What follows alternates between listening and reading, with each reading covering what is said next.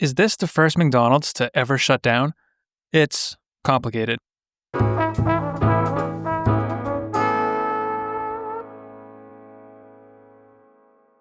I grew up here. More specifically, I grew up here, in Van Buren, a small town of about 2,000 people in northern Maine. It's a relatively quiet and unassuming town, but it's possible you've actually heard of it. A few years ago, the story of Ron Sear made international headlines after he had a bad time.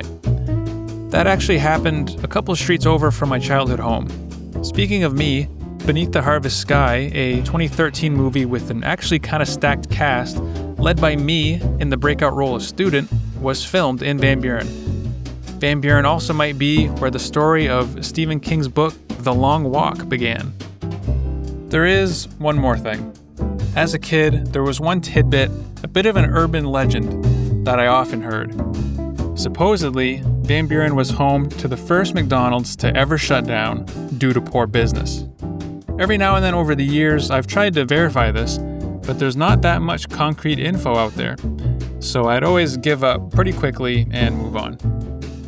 Now, though, I decided I'm finally gonna get serious and figure out this story that's been a constant background presence in my life. So let's start our search in the most obvious place, Google. That, unsurprisingly, didn't turn up much, but one page I did find was enough to get me started. There's this post in a local Facebook group featuring a photo of the now closed McDonald's. One of the comments made me think of something I once knew but had since forgotten about. Apparently, the first McDonald's to close claim originates from the popular board game Trivial Pursuit. Fortunately, it's Goodwill store policy to have a copy in stock at all times, so I went to my local store and bought it. The one I got seemed pretty complete, so I looked through all the cards and found a few facts that were related to what I was looking for, but the card wasn't there. I looked in a few editions of the game and didn't see it there either. It turns out I'm not the only person who's been trying to track down this card, as another Van Buren native has also been posting about it in local Facebook groups. But it seems they've come up empty as well. A few claim to have or at least have seen the card, and I'm done buying Trivial Pursuit, so that's good enough for me. And besides, confirming the existence of the actual card is ultimately a small piece of this puzzle. If the card exists or if it doesn't, what's more important is, where did that information come from? Per this 1983 story on Trivial Pursuit from CTV's W5, the facts used in the 1981 game were sourced largely from library books. So where could the McDonald's fact have come from? Well, a couple people on Facebook claim it was a clue on Jeopardy! I wasn't able to verify that via JArchive. Also, this isn't a book and was perhaps outside the scope of Trivial Pursuit's research. Elsewhere on Facebook, somebody else said that the McDonald's fact was noted in the Guinness Book of World Records. Those books have been published annually for decades, and I'm not about to look through every edition. So let's narrow it down by learning more about the Van Buren McDonald's. Bear in mind that this information is mostly from Facebook comments, so while it's not exactly journalistic and may not be totally accurate, it is ultimately the best information available. So the restaurant was built on land purchased from an elderly Van Buren homeowner, and her house was torn down so the restaurant could be built in its place. As part of this sale, she was offered free meals and coffee for life, but she turned that down, saying, "Thank you, but I'm 85 and can't eat McDonald's." The original post I cited earlier says the McDonald's opened in 1978, and somebody else shared a photo from the grand opening on December 2, 1978. Source, cake. From there, it became a Van Buren community staple.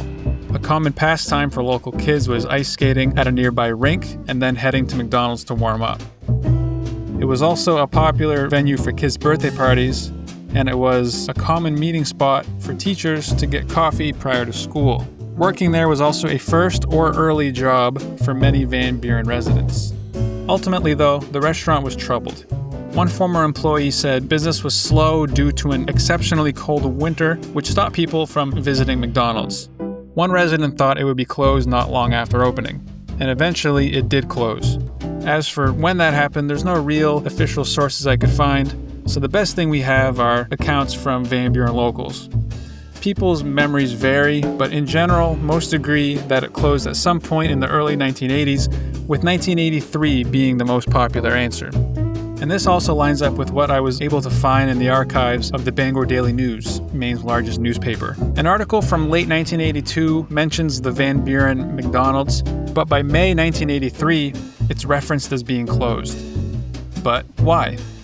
Again, there are multiple points of view here. Some say there were better food options in town, and people would actually order pizzas elsewhere and eat them at McDonald's. Others claim it was due to the opening of new McDonald's restaurants in nearby Canada. Van Buren is a border town, and Canadian residents apparently constituted a non-insignificant portion of the Van Buren McDonald's customer base. But the most cited reason for the restaurant's closure is due to issues with leadership. The manager was apparently combative with customers and inappropriate with employees. Some say the store's operations were managed poorly, with bills going unpaid. Of course, we can't forget about the curse. I had never heard about this, but apparently a curse was placed on Van Buren 100 years earlier over conflicts involving a local cemetery. So, basically, this McDonald's was doomed a century in advance.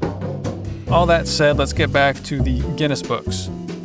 If the Van Buren McDonald's appeared in one of them, it would stand to reason that it was one of the issues from the 80s. To play it safe, I checked all of them from 1980 to 1999 available on the Internet Archive, and unfortunately I found nothing. Even if I had spotted what I was looking for, though, it would have been probably impossible to find what their source was, and I don't know if these books are a trustworthy source of journalistic facts on their own. So, is it true? Did Van Buren really have the first McDonald's to close due to lack of business?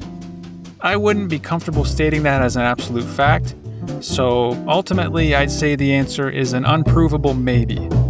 At least for now, this story will stay an urban legend, an interesting footnote of fast food and northern Maine history. Finally, after years and years, I can stop thinking about this.